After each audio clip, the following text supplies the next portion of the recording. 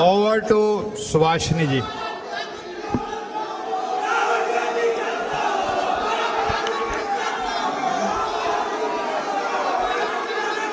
साथियों,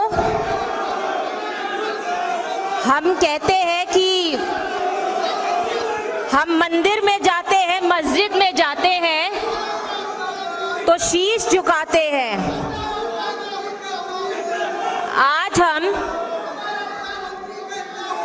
आज हम यहाँ पर जिस जननायक का स्वागत कर रहे हैं, मैं एक बार चाहूंगी, एक बार आप मेरी बात सुनिए, मैं एक बार चाहूंगी कि जिस आदमी ने आपके हक के लिए, आपके न्याय के लिए देश में 8000 किलोमीटर का रास्ता तय कर दिया। हम मंदिरों में जाते हैं, मस्जिद में जाते हैं, झुकने का काम करते हैं, लेकिन आज हम उनके सम्मान में एक बार आप सब लोग अपनी अपनी जगह से खड़े हो जाइए, एक बार हाथ ऊपर करके हमारे नेता, हमारे जननायक का अभिवादन कीजिए। वो इस सम्मान के लिए, इस देश में जो उन्होंने काम किया है, ये एक छोटा सा सम्मान है, पर आप सब लोग अपने हाथ ऊपर कर दीजिए उनके सम्मान में।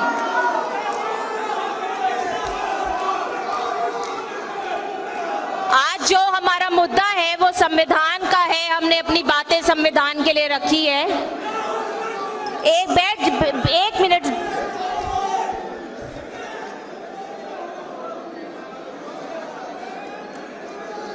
ये जो बाबा साहब अंबेडकर की देन है संविधान, जो हमारे अधिकारों को हमसे परिचय कराता है। जिंदा कौमों की इबादत की जो किताब है वो है, जिंदा कौमों की इबादत की जो किताब है वो है संविधान। मैं यहाँ आज की सभा में हमारे नेता आदरणीय राहुल गांधी जी, जननायक राहुल गांधी जी का स्वागत करती हूँ।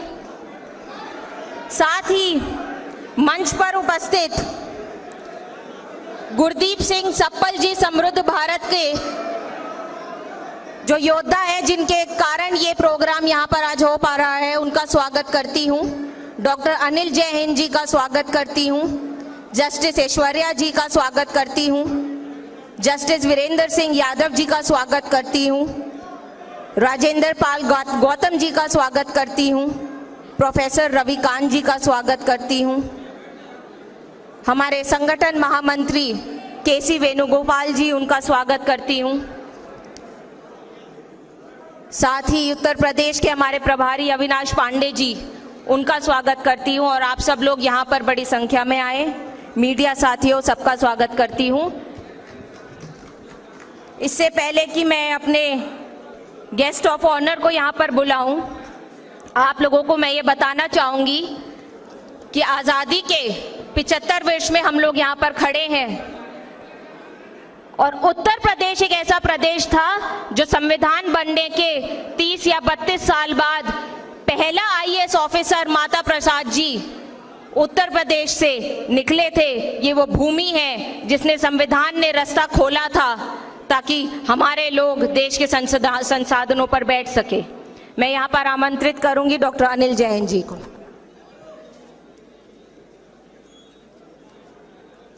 डॉक्टर अनिल जय हिंद।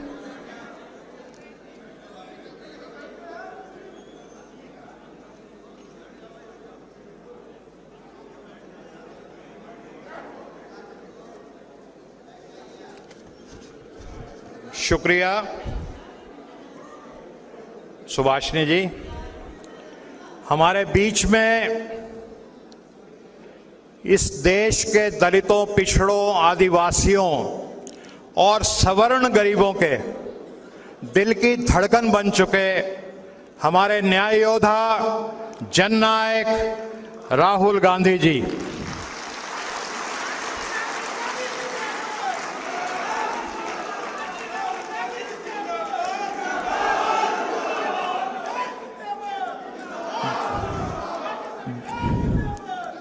सम्मानित मंच पे उपस्थित मेरे सभी साथी, खासतौर पे हमारे सप्पल साहब, ये जो कार्यक्रम जिसके पीछे जो ताकत है। और मेरे सामने बैठे मैं देख रहा हूं इस ऑडियंस में ऐसे ऐसे न्याय योद्धा बैठे हैं, दुसाध साहब जैसे बुजुर्ग भी बैठे हैं 80 साल के, जो दशकों से, सैकड़ों सालों से सामाजिक न्याय की लड़ाई को लड़ते रहे हैं। एंड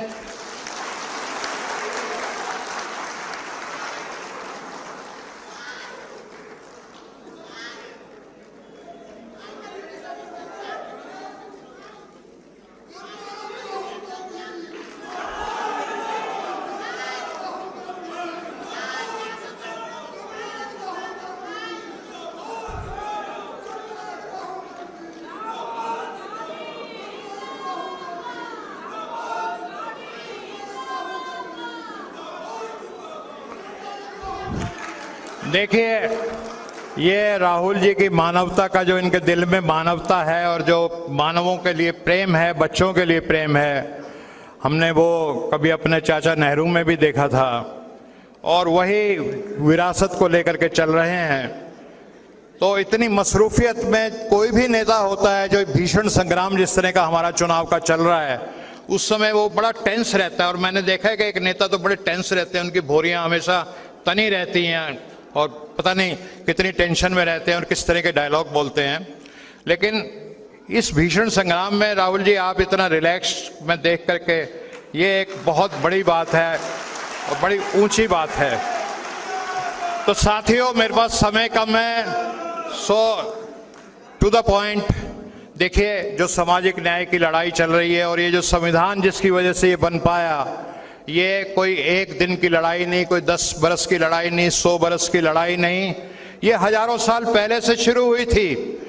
जब महात्मा बुद्ध अपना राजमहल छोड़ करके, सुख सुविधा छोड़ करके, अपना विलासपूर्ण जीवन को छोड़ करके वो निकल पड़े कि मेरा मकसद है कि मानवता को दुख से निजात पिलाना, उनका कष्ट और पीड़ा को दूर करना और इस देश और दुनिया में समता और मानवता को स्थापित करना।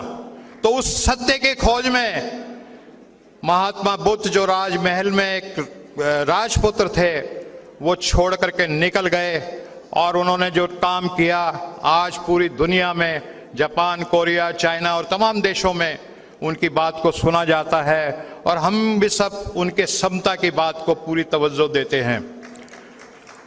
उसके बाद ये हजारों साल तक संघर्ष लगातार चला है, ये रुका नहीं है।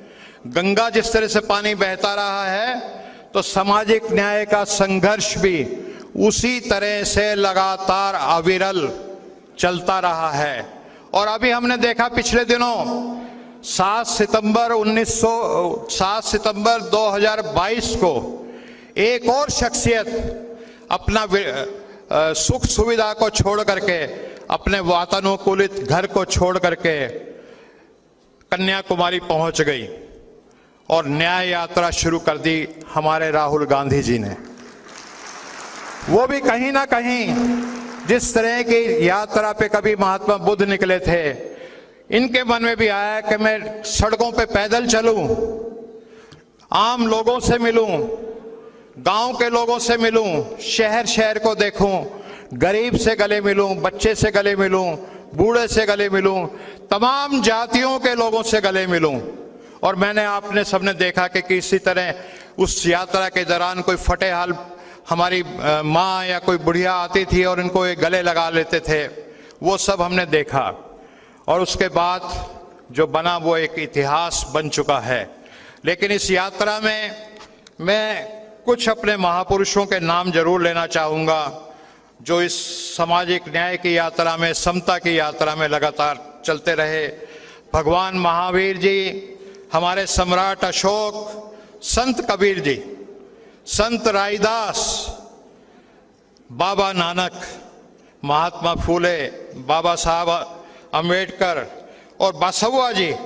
सर, आज बसवा जी की जयंती भी आज पूरे देश में मनाई जा रही है, जो सामाजिक न्याय के एक बहुत बड़े प्रतीक रहे। नारायण गुरु, पेरियार जी, गाडगे साहब, झलकारी बाई जी, शाहू जी महाराज, डॉक्टर राम स्वरूप वर्मा, बाबू जगदेव प्रसाद कुशवाहा, ललय सिंह यादव, बिंदेश्वरी प्रसाद मंडल जी और सामाजिक न्याय के योद्धा जो अब हमारे बीच में नहीं है, श्री शरद जी, मान्यवर काशीराम जी, कर्पूरी ठाकुर साहब, ये तमाम लोग इस सामाजिक न्याय की लड़ाई को आगे बढ़ाते रहे।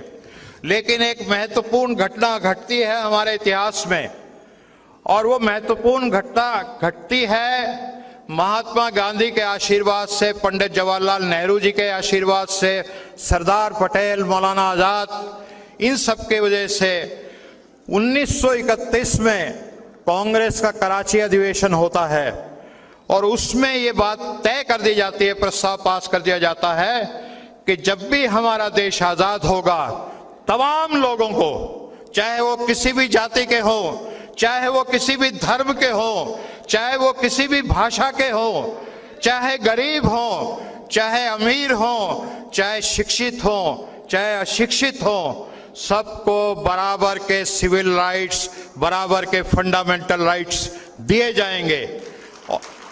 और इसी प्रस्ताव की वजह से जब हमारा देश आजाद होता है तो ये विचार किया जाता है, महात्मा गांधी जी, पंडित जवाहरलाल नेहरू जी, मौलाना आजाद, सरदार पटेल, ये सब बैठ के विचार करते हैं कि अगर हमें वो 1931 का अपना प्रस्ताव को लागू कराना है तो हमें किसके हाथ में ये जिम्मेवारी संविधान बनाने की देनी होगी जो वाकई में उस सपने को पूरा कर पाए। और वो जिम्मेवारी दे गई बाबा साहब भीमराव अंबेडकर को।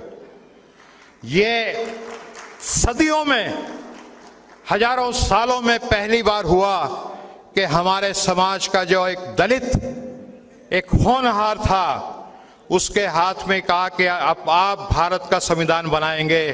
कोई जो पुरातन पंथी जो संविधान बने हुए हैं, जो मनुवादी या हायरार्कियल, और ये संविधान नहीं चलेगा। और आज उसका नतीजा है कि आप और हम इस हॉल में बैठे हैं। उस संविधान का क्या महत्व है, मैं आप सबकी अपनी अपनी आप बीती होगी, लेकिन मैं अगर आपसे अपनी आप बीती बताऊं तो राहुल जी, मेरे जो दादा थे वो ग्वाला थे, और मेरे दादा ही ग्वाला नहीं थे, उनके पिता 100 पीढ़ियों तक, 1000 पीढ़ियों तक सब ग्वाला थे। क्योंकि ये तय था जन्म से ही कि इस घर में जन्म ले लिया तो आपको गाय भैंस पालनी है। दिन भर मेरे दादा जो थे मेहनत करते थे, दिन भर वो अपने नंगे हाथों से गोबर साफ करना और जो तमाम काम होते हैं गाय भैंस के लिए वो सब करते थे। सुबह 4 बजे उठ जाते थे और रात को जब वो सोते थे थक के चूर होकर के लगातार काम करते थे। कोई सिक लीव थी, कोई सिक लीव नहीं थी।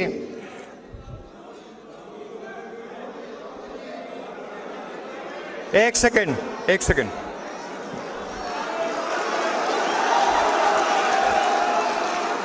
तो मैं ये बताना चाहता था आपको कि एक संविधान की वजह से एक ग्वाला का बेटा अध्यापक बनता है और उसके बाद उसका बेटा डॉक्टर बनता है और उसकी बेटी जो है फिर अमेरिका में जाकर के एक वेल नोन डॉक्टर बन जाती है। तो ये सब संविधान का तकाजा था, संविधान का महत्व था। आज उसी संविधान को बचाने की लड़ाई लड़ रही है और कुछ लोग कहते हैं कि आपकी भैंस छीन लेगा कोई आकर के। तो हमारी भैंस तो 1955 में छिन गई थी जब हमारे पिताजी अध्यापक बने इस संविधान की वजह से। हमें डर इस बात का है कि दोबारा हमारे को कोई भैंस पकड़ा ना दे, हमारा स्टेथोस्कोप कोई छीन ना ले। तो अब मैं आपके और राहुल जी के बीच में दीवार ना बनते हुए राहुल जी के लिए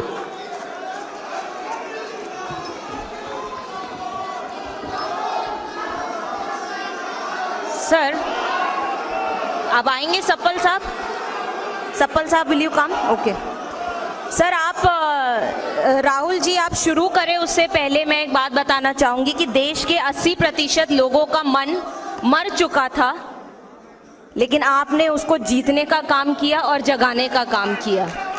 तो आज यहाँ जितने भी लोग बैठे और इस मन से जो संदेश जाएगा वो बहुजन समाज और देश की 80% आबादी के लिए जाएगा।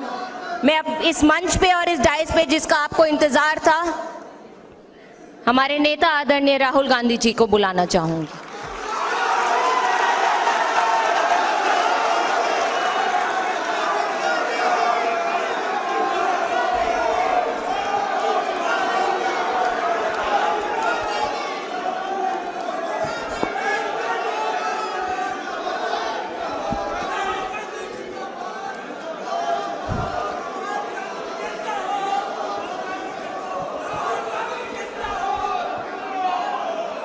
स्टेज पे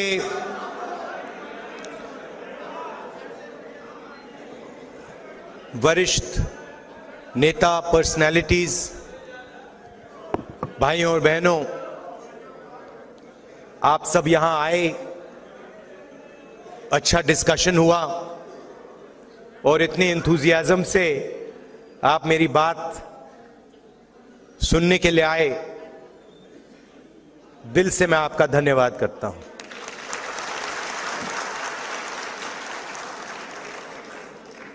अनिल जैन जी ने अभी कहा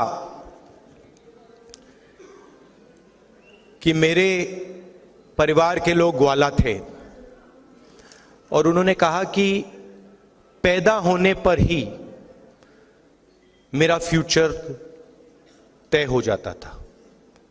मैं उस बात को थोड़ा आगे बढ़ाना चाहता हूं। पैदा होने से पहले आपका फ्यूचर तय हो जाता था। आप पैदा ही नहीं हुए, आपकी कैपेबिलिटी भी नहीं मालूम, आपका नाम भी नहीं मालूम, आपका फ्यूचर तय हो जाता था। और हिंदुस्तान के सारे लोगों को छोटे छोटे खांचों में डाल दिया जाता था। आप इस काम के लायक हो,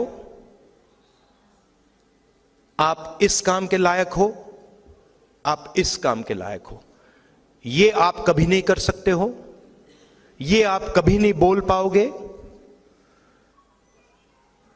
आपके पैदा होने से पहले डिसीजन लिया जाएगा कि आपको कोई छुएगा नहीं, आप कभी जमीन नहीं खरीद पाओगे। तो ये सारा पैदा होने से पहले ही डिसाइड हो जाता था। और हिंदुस्तान के करोड़ों लोगों ने, अरबों लोगों ने हजारों साल इस प्रकार जिंदगी जी है। उन्होंने अपना फ्यूचर डिसाइड नहीं किया, समाज ने उनके लिए पैदा होने से पहले उनका फ्यूचर डिसाइड कर दिया। तो आप सोचिए कितना दुख, कितना दर्द, कितनी कैपेबिलिटी जाया हुई।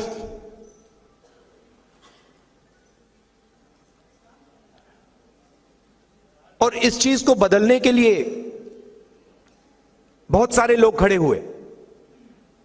हिस्टोरिकली लिस्ट है, जय हिंद जी ने उनके नाम लिए,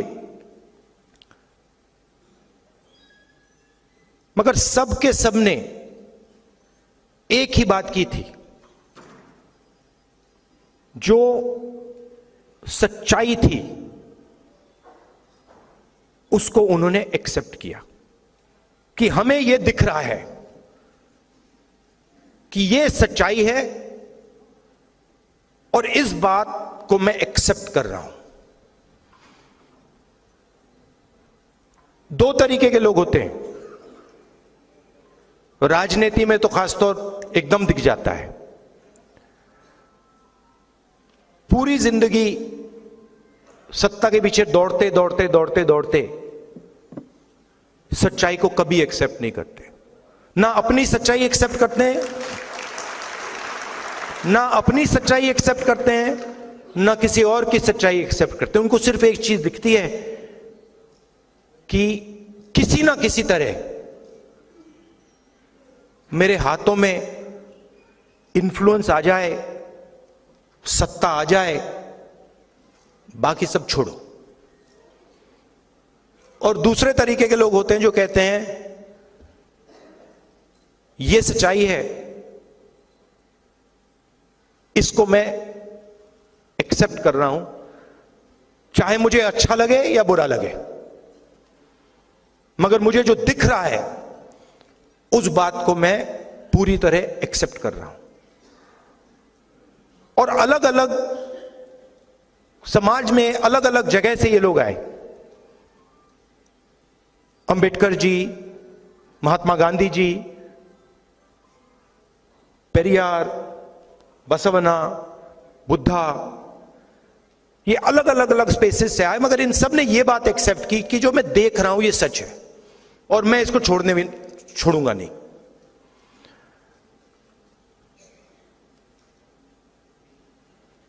हिंदुस्तान में बहुत सारी ऐसी मूवमेंट्स हुई,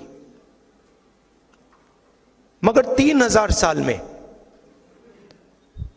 सबसे सक्सेसफुल मूवमेंट यह है। और इसमें आप कहते हो कि यह संविधान अंबेडकर जी ने दिया, और उसमें सच्चाई है। अंबेडकर जी ने दिया, गांधी जी ने दिया, मगर यह एक सोच है। यह अंबेडकर जी से पहले भी थी। इसमें बुद्धा भी हैं, इसमें बसवन्ना जी भी हैं, इसमें पेरियार हैं, इसमें गांधी हैं, और सिर्फ वो नहीं है, बहुत सारे ऐसे भी लोग हैं जिनके नाम किसी ने सुने भी नहीं। वो इसी चीज के लिए लड़े थे। किसान थे, मजदूर थे, नाई थे, बढ़ई थे, इसके लिए लड़े। उनका नाम आज हम नहीं जानते, मगर उनकी सोच इसमें है। तो जो भी, मेरा कहना है, जो भी हिंदुस्तान में अन्याय की सच्चाई को एक्सेप्ट करता है, उसकी सोच इसमें है। और इसने करोड़ों लोगों के लिए दरवाजे खोले हैं। और मैं यह भी कहना चाहता हूं कि जो हमारी एक्सपेक्टेशन थी, जो फाउंडिंग फादर्स की एक्सपेक्टेशन थी, जो महात्मा गांधी की एक्सपेक्टेशन थी, जवाहरलाल नेहरू की एक्सपेक्टेशन थी, अंबेडकर जी की एक्सपेक्टेशन थी, उससे कम लोगों को इस किताब का फायदा हुआ है। तो सक्सेस है, मगर फेलियर भी है। ओवरआर्चिंग सक्सेस नहीं है। सिंपल सी बात है। इसको लोग कहते हैं कि ये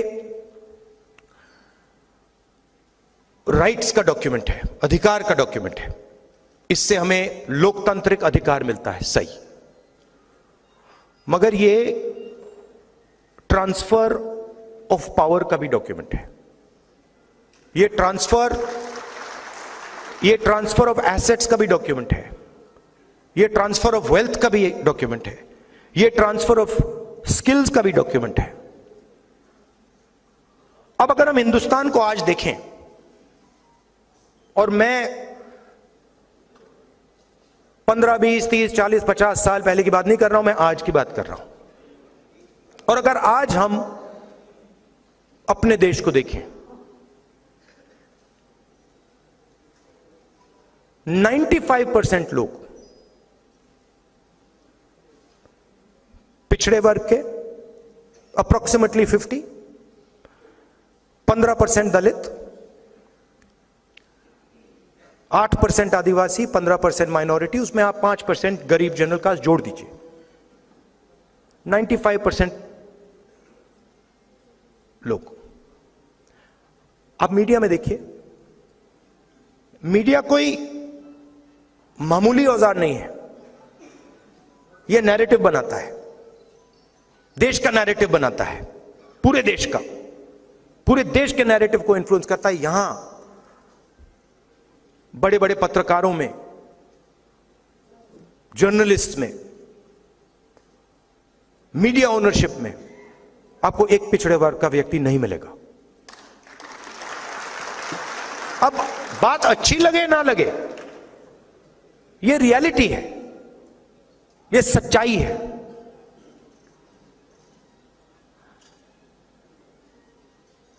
और छुपे तरीके से यह किया जाता है।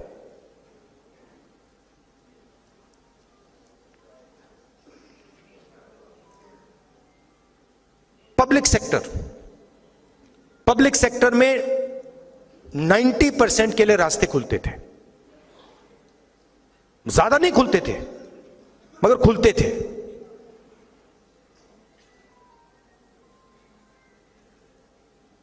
आज 200 सबसे बड़ी कंपनियों की लिस्ट निकालिए, उनकी सीनियर मैनेजमेंट की लिस्ट निकालिए, उनकी जो बड़े बड़े सैलरी, करोड़ों रुपए वाली सैलरी वाले लोग हैं, उनकी लिस्ट निकालिए। दिखा दीजिए कौन सा पिछड़ा है वहां पे, कौन सा दलित है, कौन सा आदिवासी है, कौन सा गरीब जनरल कास्ट का है, दिखा दीजिए।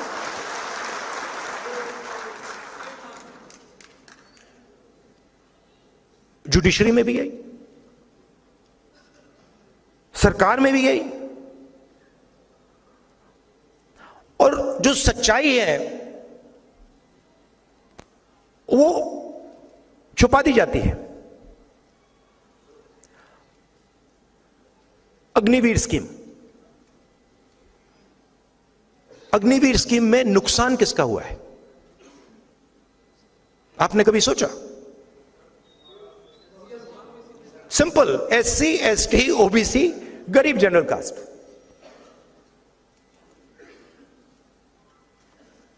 अग्निवीर सीनियर लेवल पे नहीं है, अग्निवीर जवान के लिए है। और 2 तरीके के शहीद बनाए जा रहे हैं। तो जहां भी देखो 90% तो है ही नहीं। अब मैं सिर्फ एक बात कह रहा हूं कि सब कुछ छोड़ दीजिए,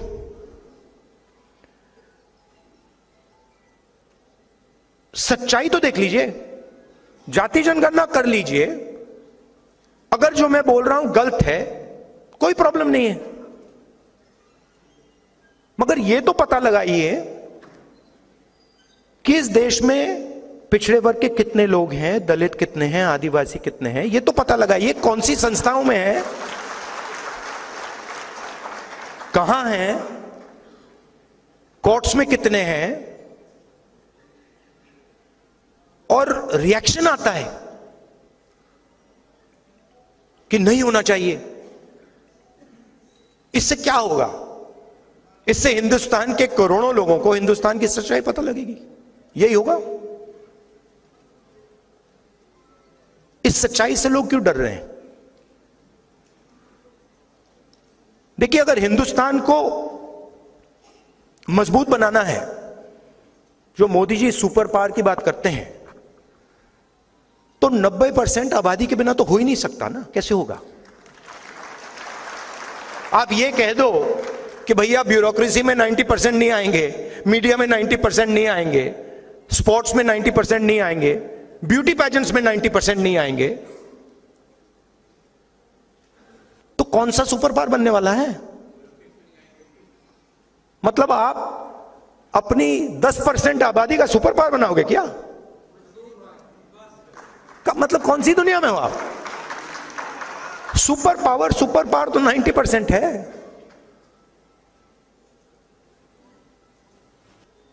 अब इस पर आक्रमण हो रहा है। मोदी जी कहते हैं मैं कॉन्स्टिट्यूशन को रद्द नहीं करना चाहता हूं।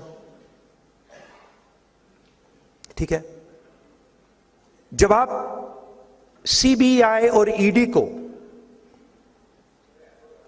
राजनीति और लोकतंत्र पर, जब आप CBI और ED को लेकर राजनीति और लोकतंत्र पर आक्रमण करते हो, तो आप कॉन्स्टिट्यूशन पे आक्रमण कर रहे हो। जब आप सारे के सारे इंस्टीट्यूशंस में आरएसएस के लोग भर रहे हो, तो आप कॉन्स्टिट्यूशन पे आक्रमण कर रहे हो। जब आप बिना किसी से पूछे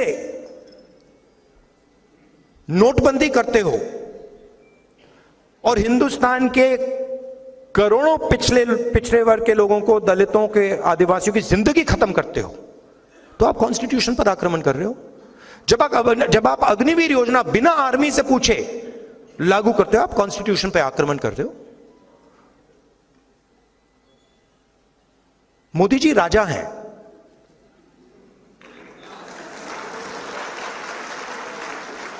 मैं सच बोल रहा हूं। मोदी जी प्राइम मिनिस्टर नहीं है, मोदी जी राजा हैं।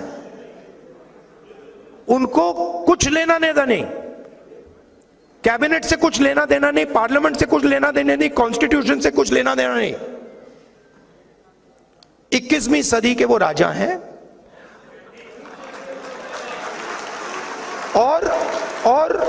और उनके जो फाइनेंसियर्स हैं पीछे,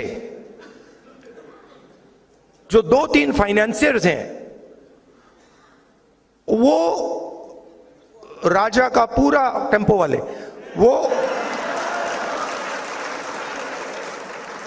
वो राजा, एक्चुअली वो राजा फ्रंट है। एक्चुअली राजा के पास पावर नहीं है, एक्चुअली पावर कहीं और है। तो ये सिचुएशन है। नहीं भैया, अनपढ़ राजा भी काम चला लेता।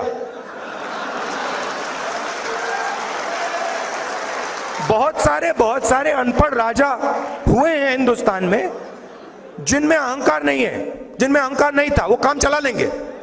जो जनता की बात सुन लेते थे, ये दूसरे टाइप के हैं, ये किसी की नहीं सुनते।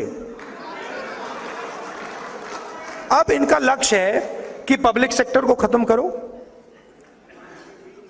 और जो दलितों के, आदिवासियों के, पिछड़ों के रास्ते हैं और गरीब जनरल कास्ट के जो रास्ते हैं, उनको एक एक करके खत्म करो। और इनके सारे के सारे नेता कह रहे हैं, खुल के कह रहे हैं कि हम रिजर्वेशन को खत्म कर देंगे। और मैं खुल के कह रहा हूं, आप रिजर्वेशन को कभी खत्म नहीं कर सकते हो। और सिर्फ ये नहीं, वो क्योंकि रिजर्वेशन 90% की आवाज है, तो रिजर्वेशन पर आक्रमण, कॉन्स्टिट्यूशन पर आक्रमण, पब्लिक सेक्टर पर आक्रमण, आर्मी पर आक्रमण, फाइनेंशियल सिस्टम पर आक्रमण। क्यों?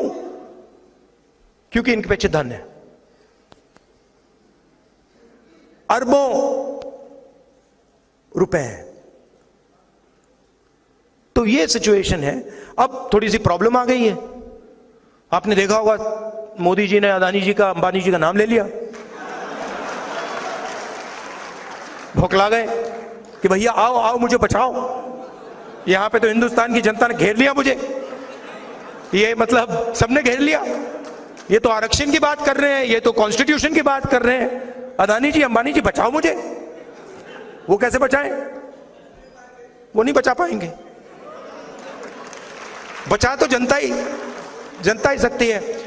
मैं कल टूर के बाद गाड़ी में था, वापस जा रहा था एयरपोर्ट से, तो बातचीत चल रही थी गाड़ी में और मैं कह रहा था कि देखिए,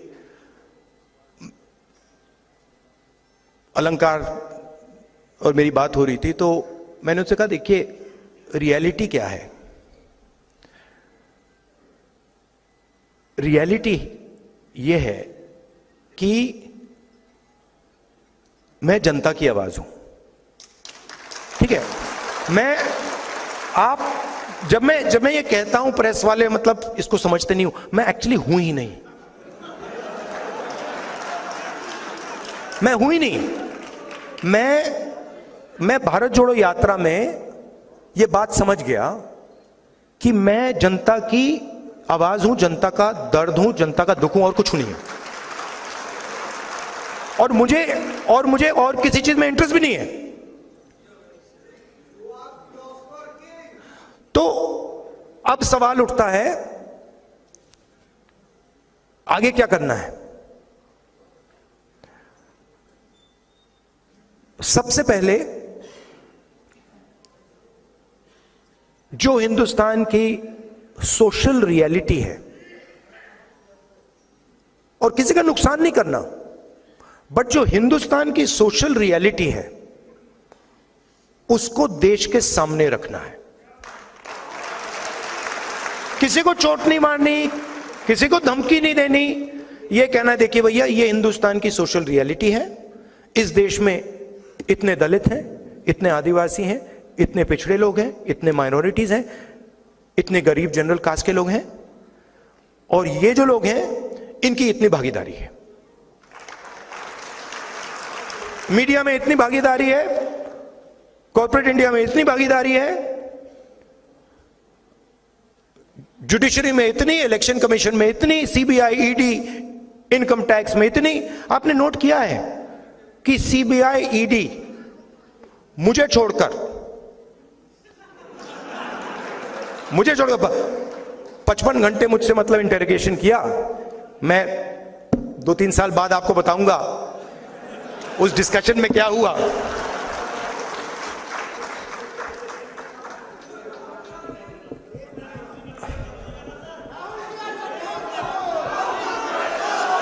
मैं बताऊं आपको क्या हुआ? बताऊं? मैंने ईडी के अफसर से बोला, ईडी के अफसर मुझे इंटेरोगेट कर रहे थे, और मैंने उनसे बोला कि देखिए आप सोच रहे हो कि आपने मुझे यहां बुलाया है, मगर आप गलतफहमी में हो। आपने मुझे यहां नहीं बुलाया, मैं यहां आया हूं।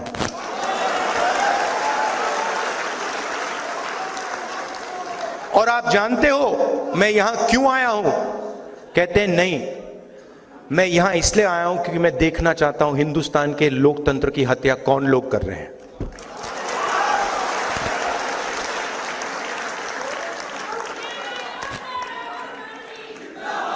मतलब आप क्या समझे हो?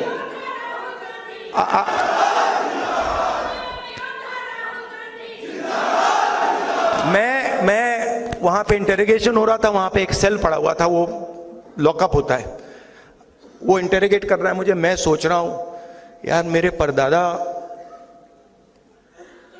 12 साल ऐसे सेल में बैठे थे, कम से कम 10 साल तो मुझे भी जाना चाहिए। आप मुझे कोई भी सेल दे दो, कोई फर्क नहीं पड़ता।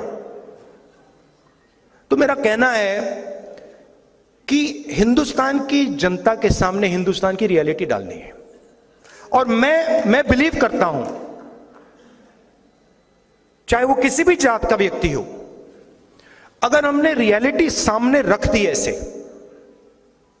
हिंदुस्तान की राजनीति बिल्कुल बदल जाएगी।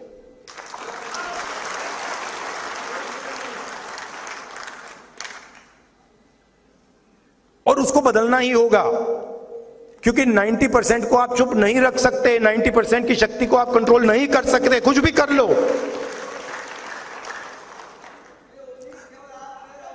नहीं, ये बहुत सारे लोगों में, आप में भी है।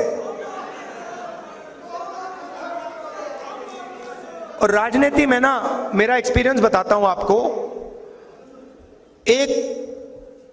एक होता है जो सुबह उठता है, कहता है भैया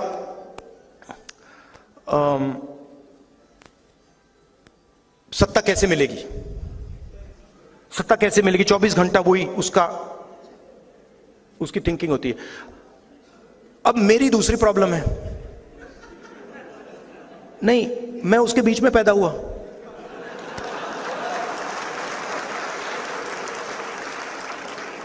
अब अजीब सी बात है, मुझे उसमें इंटरेस्ट ही नहीं है। वो मेरे लिए औजार है, वो मेरे लिए औजार है कि उसका मैं प्रयोग जनता की मदद करने के लिए कैसे करूं।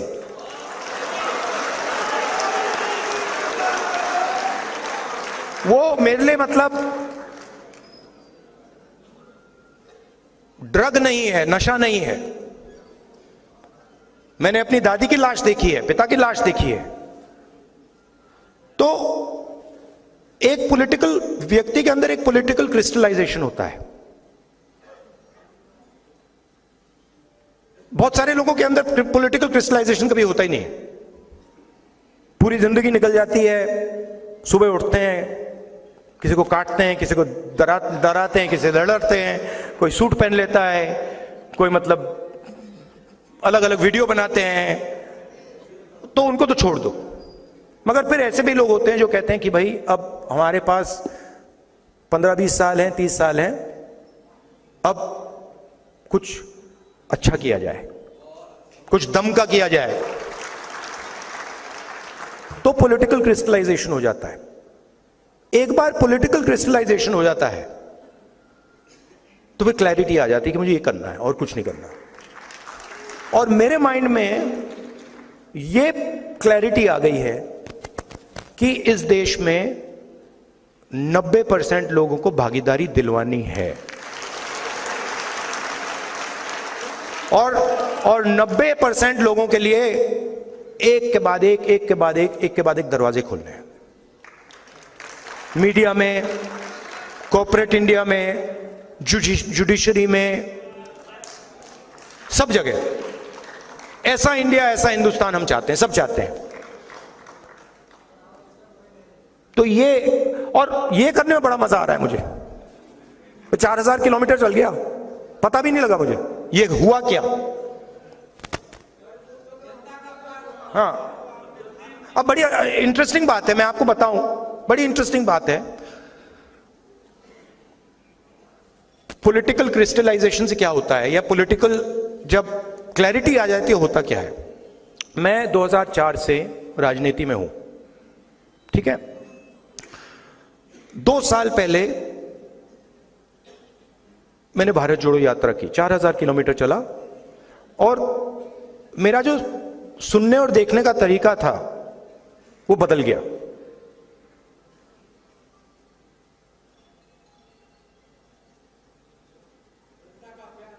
नहीं, क्या करने लगा मैं, जैसे आप मेरे पास आए तो नॉर्मली जब व्यक्ति बात करता है तो वो सोचता है कि ठीक है मैं यहां हूं, मैं सुन रहा हूं। मैं क्या करने लगा, मैं आपकी पोजीशन लेने लगा। बात समझे, मैं अपने आप को छोड़ के आपके अंदर घुस के, ये आया मेरे पास, ये क्या देख रहा है, ये क्या बोल रहा है, ये क्या कहना चाह रहा है, तो वो चेंज आ गई। और बिल्कुल जो लोग बोल रहे थे उसका मतलब ही बदल गया। मतलब पहले क्या होता था, किसान आता था, बड़ी मुश्किल है, पैसा नहीं मिल रहा, भाई बीमार है, और मैं सुनता था। अब उसके बाद अब मैं क्या करता हूं, हाथ पकड़ लेता हूं, बस हाथ पकड़ लेता हूं और टाइट पकड़ लेता हूं और कहता हूं घबराओ मत, कुछ नहीं होगा। तो टोटल चेंज आ जाता है, कनेक्शन बन जाता है।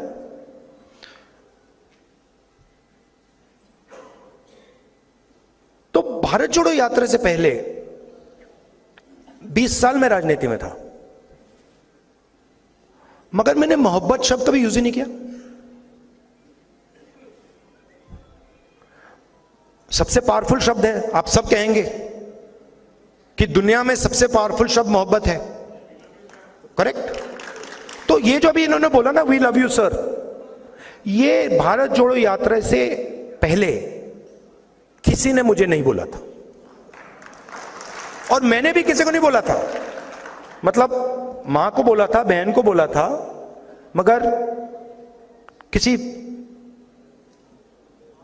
आम जनता को या किसी से जब मैं मिले, मैंने नहीं बोला, मगर मैंने बोलना शुरू कर दिया।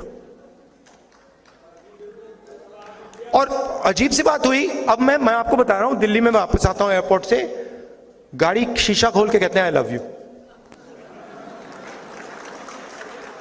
तो ये मैं आपको क्यों कह रहा हूं, क्योंकि हिंदुस्तान में जो भी सक्सेसफुली सामाजिक न्याय की लड़ाई लड़ा है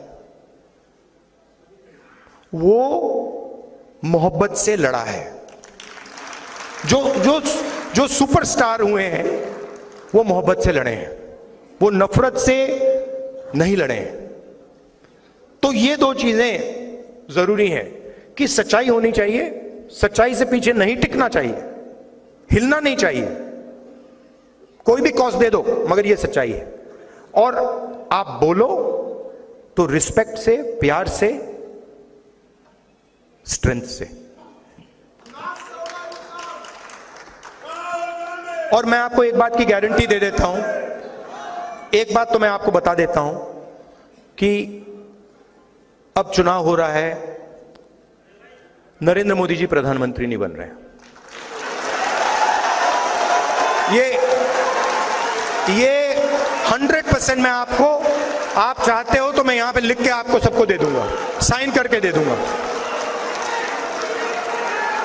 क्योंकि देखिए हुआ क्या है, देखिए मैं पॉलिटिक्स को ना, हुआ क्या है, बड़ी इंटरेस्टिंग चीज हुई है, बड़ी इंटरेस्टिंग चीज हुई है कि नरेंद्र मोदी जी की पूरी स्ट्रेटेजी भाई को भाई से लड़ाने की है, और इस चुनाव में वो काम ही नहीं कर रहा है। वो मतलब आ रहे हैं, वो कह रहे हैं, लोग देख रहे हैं, कह रहे हैं भैया ये बोल क्या रहा है। तो वो चेंज आ गया है। और आप लिख लीजिए वो, अच्छा एक बात हो सकती है, अगर पूरी चीटिंग कर दी, अगर ईवीएम लपेट लिया, वैसे हो सकता है, मगर उसके अलावा ये 200 180 से आगे नहीं जा रहे। अब आपके सवाल हो, नहीं देखिए, मगर इसमें देखिए, इसमें एक बात मैं आपको बताना चाहता हूं कि हमारा जो मैनिफेस्टो है, क्रांतिकारी मैनिफेस्टो है। अगर आपने मैनिफेस्टो को देखा है, वो 90% को सपोर्ट करने वाला मैनिफेस्टो है, मगर सच्चाई ये है कि कांग्रेस पार्टी को भी आने वाले समय में अपनी राजनीति को बदलना होगा। ये करना पड़ेगा। और ये भी मैं कहना चाहता हूं कि कांग्रेस पार्टी ने भी गलतियां की हैं, और मैं कांग्रेस पार्टी का होता हुआ ये मैं कह रहा हूं। तो अब आपके सवाल हो, आप जरूर पूछिए।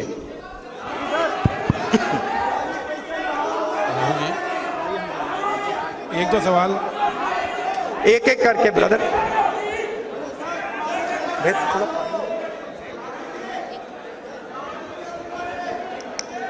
हेलो, आप कहाँ खड़े हैं? जस्टिस राहुल जी, मेरा सवाल आपसे है। जस्टिस मदन बी लोकुर और मीडिया के काफी प्रधानमंत्री जी के साथ आपको 1-to-1 डिबेट के लिए कहाँ हैं आप जी? नहीं, सवाल कहाँ पूछ रहे हैं?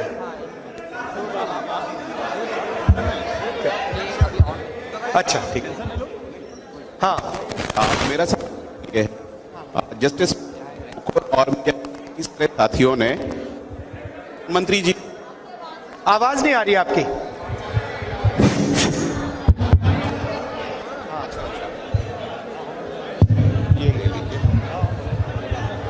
हेलो जी, मेरा सवाल आपसे ये है कि जस्टिस मदन बी लोकुर और मीडिया के काफी सारे साथियों ने आपको प्रधानमंत्री जी के साथ 1-to-1 डिबेट के लिए आमंत्रित किया है, तो ये न्योता स्वीकार करते हैं? मैं 100% किसी से भी डिबेट करने को तैयार हूं, प्रधानमंत्री से। हेलो, मगर मैं प्रधानमंत्री को जानता हूं, प्रधानमंत्री मुझसे डिबेट नहीं करेंगे। आदरणीय राहुल सर, और हमारे प्रेसिडेंट खारगे जी भी हैं, वो भी डिबेट कर सकते हैं। आदरणीय राहुल सर, इधर मेरा एक सवाल है। हाँ जी। इस साइड में सर, इस साइड में मेरा एक सवाल है। हाँ जी सर, आपकी सरकार अगर बनती है तो आप पुरानी पेंशन बहाल करेंगे कि नहीं करेंगे? क्या? और आप पुरानी पेंशन बहाल करेंगे कि नहीं करेंगे? और आप अपने मैनिफेस्टो में पुरानी पेंशन का मुद्दा रखेंगे कि नहीं रखेंगे? सर, मेरा सवाल आपसे है। सभी शिक्षक कर्मचारियों, पूरे देश से शिक्षक कर्मचारियों से सवाल है आपके लिए। देखिए, मैनिफेस्टो में ये हमने नहीं रखा है, बट इसको हम कंसिडर करेंगे।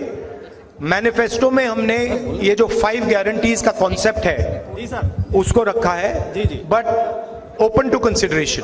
जी सर,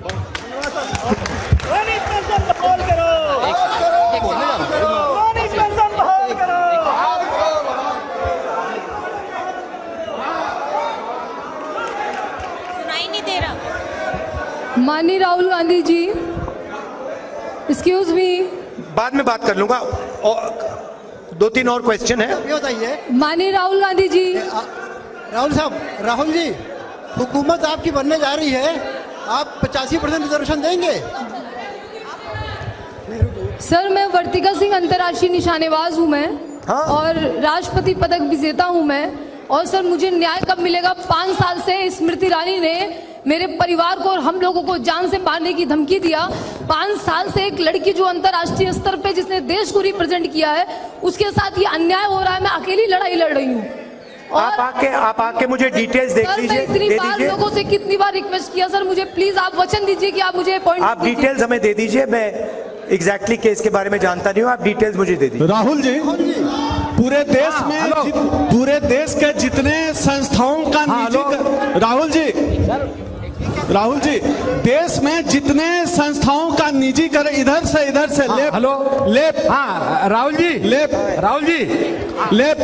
जितनी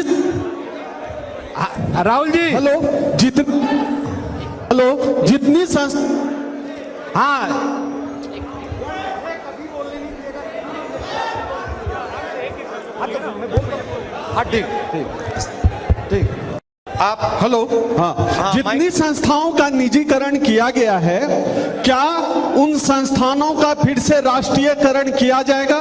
राष्ट्रीय क्या? निजीकरण को वापस करा जाएगा। जितनी संस्थाओं को मोदी जी ने बेच दिया है, क्या उस संस्थानों का फिर से राष्ट्रीयकरण होगा? नहीं, ये तो मुश्किल होगा, मगर ये जो ब्लेटेंट प्राइवेटाइजेशन किया जा रहा है, जो रेलवेज का डिस्कशन चल रहा है, जो बाकी बड़ी बड़ी संस्थाओं का डिस्कशन चल रहा है, ये ब्लेटेंट प्राइवेटाइजेशन हम अलाउ नहीं करेंगे। हमारी फिलॉसफी ये है कि सरकार का एजुकेशन में, हेल्थ केयर में रोल होना चाहिए, और उस रोल को हम प्रोटेक्ट करेंगे और ज्यादा से ज्यादा लोगों को सरकारी नौकरी देने का काम करेंगे। आपका बहुत बहुत धन्यवाद, बहुत अच्छा लगा मुझे यहां आकर। थैंक यू, नमस्कार, जय हिंद। मैं समृद्ध भारत फाउंडेशन की ओर से श्री राहुल गांधी जी का आभार व्यक्त करना चाहूंगा, जिन्होंने अपने व्यस्त चुनाव प्रचार के समय में इस राष्ट्रीय संविधान को संबोधित किया और अपने विचारों से हमें प्रेरित किया। धन्यवाद सर। मैं विशेष रूप से गुरदीप सप्पल जी, अनिल जैन जी, पुष्पराज देशपांडे जी और मंच पर मौजूद अन्य महानुभावों का और उनके अमूल्य योगदान और समय के लिए धन्यवाद करता हूं। मैं विभिन्न सिविल सामाजिक संगठनों, शिक्षाविदों, छात्रों और उपस्थित सभी श्रोताओं का आभार व्यक्त करता हूं, जिनके सक्रिय भागीदारी ने इस सम्मेलन को सफल बनाया। आप सभी का धन्यवाद। जय हिंद।